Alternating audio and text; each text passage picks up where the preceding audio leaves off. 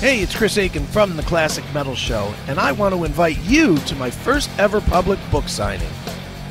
I'll be doing a special reading, question and answer session, and a signing of my new book, Little Victories, A Tale of Divorce, Debauchery, and Finding Happiness on Thursday, March 20th at Visible Voice Books, located at 1023 Kenilworth Road, Cleveland, Ohio, 44113.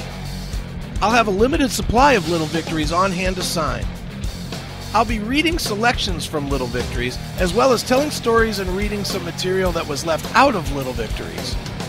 I'll end with a Q&A session that will be a no-holds-barred affair. The signing will be from 7 to 9 p.m. at Visible Voice Books, 1023 Kenilworth Road, Cleveland, Ohio, 44113. Come out, have some fun, and be a part of a rare appearance from me, Chris Aiken. It is your Classic Metal Show right here on theclassicmetalshow.com. That's brand new stuff from the band Primal Fear. The name of that tune, what was the name of that one? The name of that tune is One Night in December, and here's a guy that's been laying down the backbeat for Primal Fear for years and years now. It's the one, the only, it's Randy Black. Randy, how are you, man? I'm doing fine, thank you. Well, good to be on the show. Well, thanks. Well, Randy, it's good to have you on the show, and it is great to have what I've been telling our fans for weeks is the very best Primal Fear album to date. Just a fantastic record, man.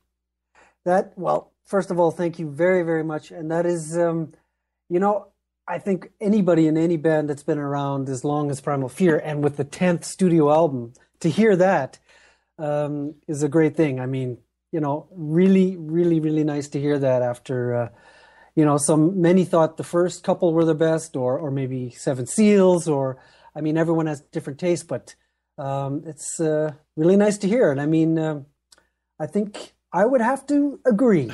Sure.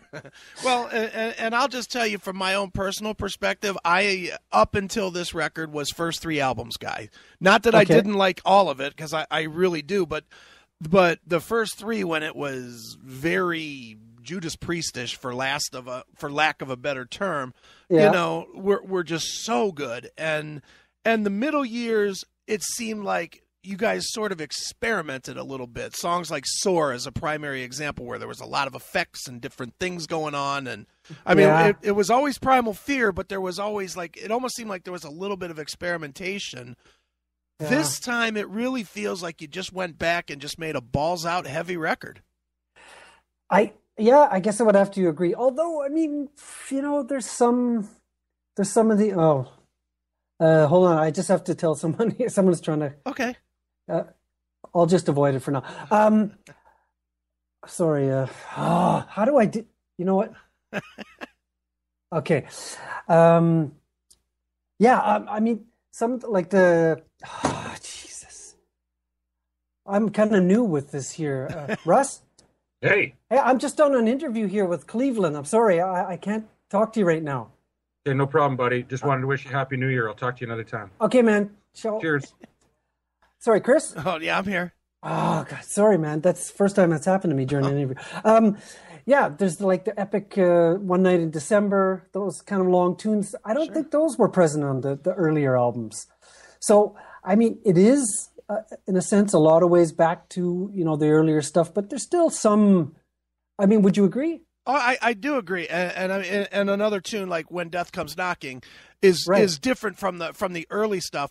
I think the key difference, if I as I throw on my reviewer cap, I think the key difference from now from the earliest days is really Ralph. Ralph was more of a screamer on the first three. He was very upper octave, where now he uses his voice and only uses his screams as kind of a setup.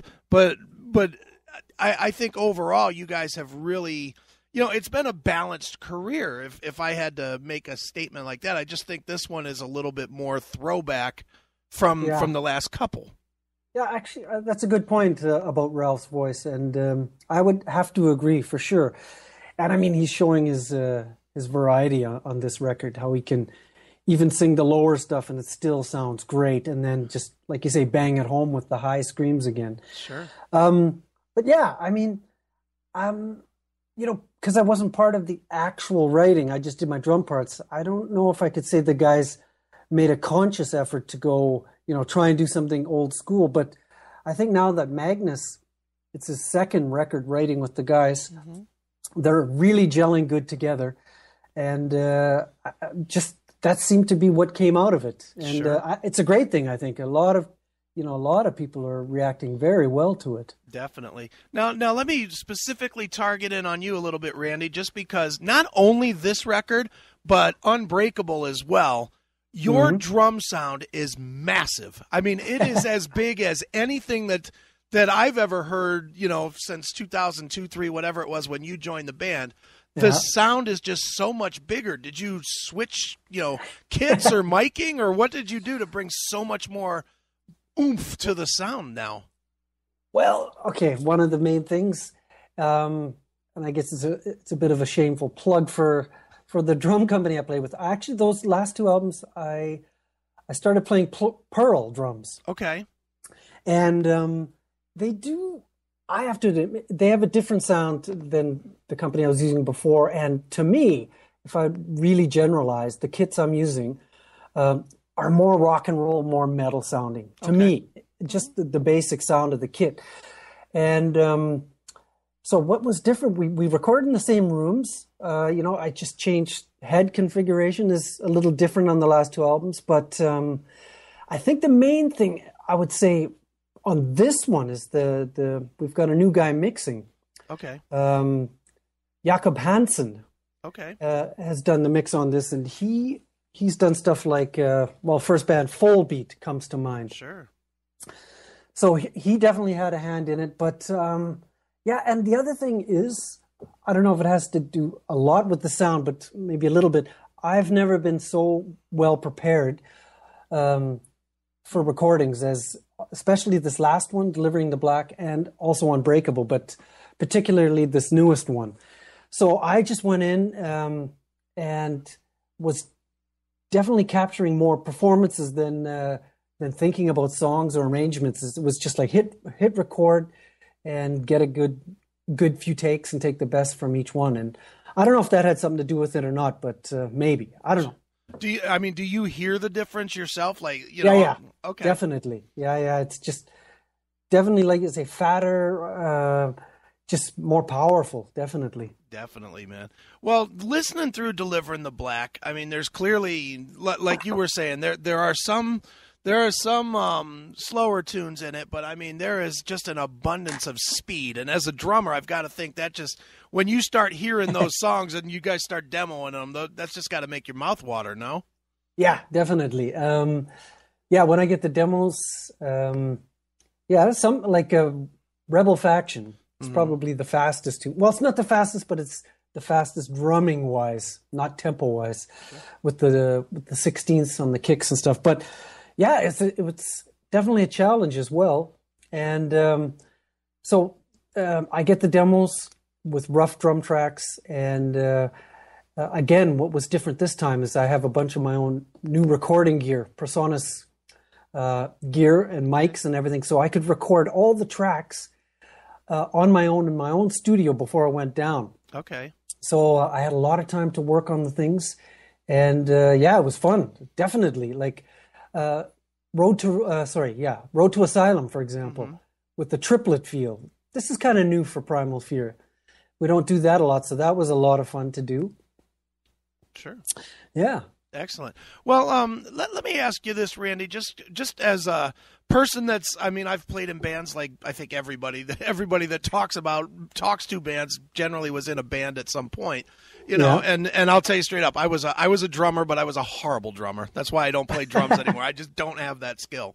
But the one thing that I'm always curious about when I talk to every band is how as a professional musician, you go about the life of being a musician. And let me spell out what I'm saying before you answer.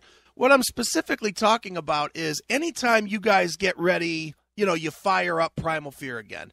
There's like a 6-month process, between 4 and 6 months, where you're writing, maybe longer, maybe less. But in my head, there's like a 6-month process of developing the music.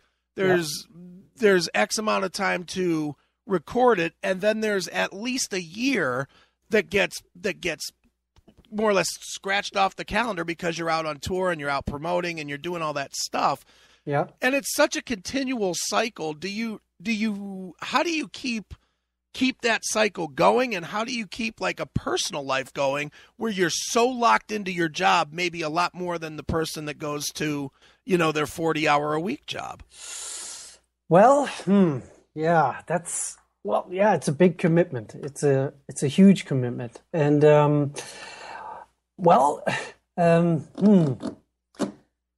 quickly, the first part of that question again. Just kind of. Well, I mean, the basic overall of the question is, how do you keep yourself moving, staying in that cycle versus your life getting in the way of, I see. Okay. Yeah. Okay.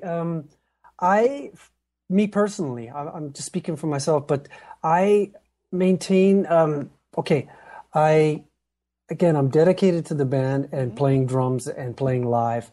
And so I have to set my life up so that I'm ready and available to do the touring and the recording. Mm-hmm. So I'm teaching in between. I'm not doing, a full-time job or a part-time job. Sure. And I don't have a high level of, how do I say it without sounding too, like a high standard of living, if you want. Okay. Because sure. I talk about this with my students sometimes. It's like, how do you just earn your living with music? Sure. And I say, well, I set it up so that I don't have expenses. I don't have huge expenses. Okay. For example, I don't own a house. I don't own a car. I don't go on holidays a lot. And so this kind of lifestyle allows me to be dedicated to the music and playing in Primal Fear, for example, and in another band, or just doing music.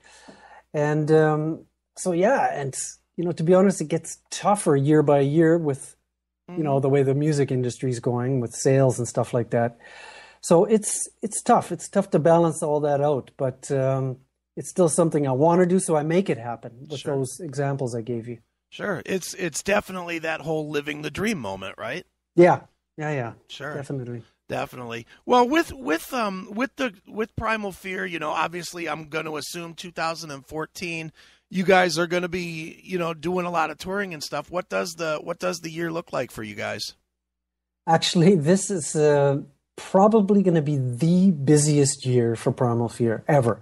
Okay. We start next week.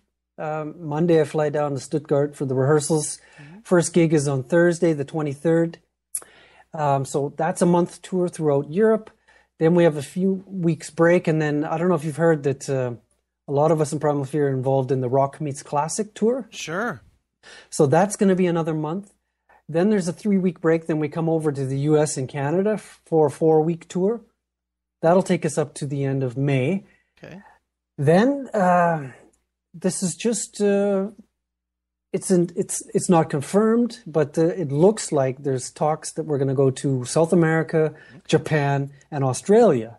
Excellent. Later this year as well. So it's going to be, I don't know, maybe 100+ shows. Wow. So yeah, it's going to be very, very busy this year. So, but I'm looking forward to it because, this is what we want to do. This is what we love to do. Definitely. Now talk a little bit about that Rock Meets Classic. I mean, that's the tour that Matt Sinner put together. Is that correct? And like Alice Cooper comes in. Yeah. Yeah. For example, this year, the headliner will be Alice Cooper, like you mentioned. Mm-hmm. Then we got Uriah Heep on the bill. Awesome. Midge Ure from Ultravox. Okay. Jolyn Turner from Rainbow and Deep Purple. And as a special guest, they've got Kim Wilde on there. Okay. So that is very cool. For people who don't know, it's a 45-piece orchestra, the orchestra from Prague. Okay. And the Matt Sinner Band, which is like 2 guitars, bass, drums, keyboards, and 5 singers. Okay. And each artist comes out and does 4 or 5 songs with the orchestra. And then there's a couple songs that the orchestra does on their own. And it's about a 2.5 hour show. And we tour all throughout Europe with that. So it's a great thing. It's a really, really cool experience playing with an orchestra and these legendary artists. Sure. I mean, last year I was pinching myself half the time thinking, I can't believe I'm on stage here with these people. Sure. I'm curious, is it interesting for you as as basically a metal drummer to be playing drums, almost in tandem with a completely different discipline of drumming with the orchestral drummers? Yeah, it is. But a lot of people don't know. My background is, before I started metal with Annihilator, I was in a cover band for a good maybe 15 years. And I was playing all different kinds of bands, different styles. It wasn't extreme. I wasn't doing jazz or anything like this, but it was, pop, rock, progressive rock, a little bit of metal. And so that I fall back on that experience when I'm doing the rock meets classic, because it's a little more straight ahead. There's not much double bass, but it's kind of, pop and rock. And I did that all as my early years as a professional drummer. We're doing that in Canada. Sure, definitely. So it's not a big stretch for me to do that, and I really enjoy it, to be honest. No, that's great. Well, Randy, you mentioned Annihilator, and I do have just a quick Annihilator question for you, and it's one that you've probably answered 100 times, but I don't think I've ever read it. Why is it, and I'll preface this by saying I love Annihilator. Okay. I, for the life of me, cannot figure out why this band did not break huge. Why do you think that Annihilator did not break gigantic worldwide? The first thing I would say is because too many lineup changes. Okay. Too many lineup changes that changes the vibe, changes the... I don't know. I mean, my experience is just the fans kind of get sick of that. Maybe they get into the first lineup and they're really into it, and then everything changes, and then like, oh, okay, well, I'll give it another try. Or then that one changes. And in Annihilator's situation, as far as I know, that the lineup has changed so often, so many times, that probably has something to do with it. Okay. I would say. I don't know. Sure. But that would be one of the things I would say. Yeah, and I guess the only one that's been able to do that sort of successfully has been Megadeth. Megadeth's like the only one that is just constantly changing people, and it just doesn't matter. But okay, yeah. Well, I guess it worked for them, but but they're the lone one on that, because you're right though. It does change, especially when you change singers. I've always thought singer changes is the big, because it does change the whole sound sometimes. But yeah, for sure, it definitely does. Yeah, definitely. Well, Randy, the new record, it is called Delivering the Black. It's Primal Fear. It's, like I said at the beginning, it is by far, in my eyes, the best record from this band. So, A, congratulations, and B, where can people find out more about Primal Fear and Delivering the Black? Where can they go on the internet or wherever to find out about you guys? Great question. Facebook. There's a Primal Fear page, I guess, on Facebook, and all the updates are being done on that on a regular basis. All the interviews, all the reviews are on there, so you can get a really good idea and a lot of info there. And for people who are not on Facebook, primalfear.de. Okay. And that's the official website where all the info and updates are being made. Yeah. Awesome. So, yeah. Excellent. Well, Randy, as a tradition on the show, we always let the artist pick a closing track. So why don't you pick something from Delivering the Black and tell us a story about it to end the interview? Okay, let's say, I would say we do Man Without Shadow. Okay, and why that one? Just because I think it's the first time Primal Fear has done something like on the progressive side. In the breakdown sections, it's in 7. And that was cool because me and Magnus talked about that before he wrote the song. He actually said, hey, what time signature do you like playing? And I said, 7's cool.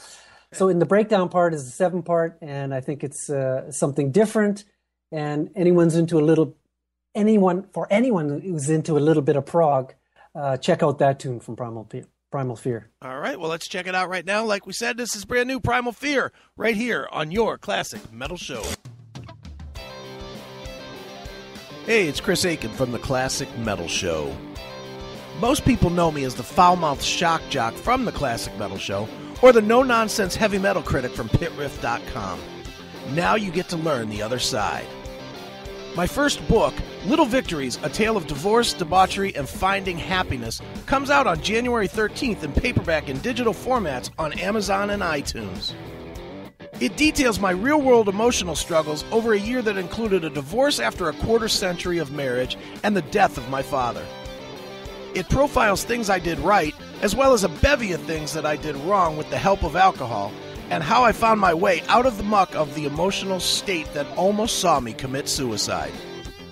Pre-order your copy of Little Victories, A Tale of Divorce, Debauchery, and Finding Happiness today at www.chrisaikenbooks.com and get in touch with the more fallible side of me, Chris Aiken. Sounds happy, huh?